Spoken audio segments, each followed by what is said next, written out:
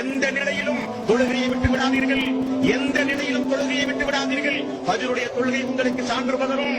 அஸருடைய தொழுகை எவன் தவற விட்டு விட்டானோ அவன் உலகத்தில் இருக்கிற அனைத்தையும் இழந்தவனை போல் ஆவான் என்று ரசூலுல்லாஹி ஸல்லல்லாஹு அலைஹி வஸல்லம் அவர்கள் சொன்னார்களே.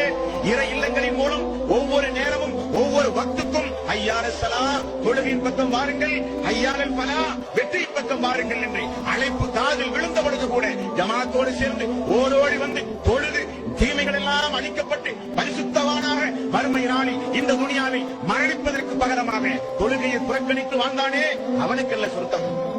ஓடோடி வந்து முதல் சஃபி இமாமுடைய வலது பக்கத்தில் இருக்கிற மக்களுக்கு வானவருடைய பிரார்த்தனை என்று ரசூலுல்லாஹி ஸல்லல்லாஹு அலைஹி வஸல்லம் அவர்கள் சொன்னார்களே.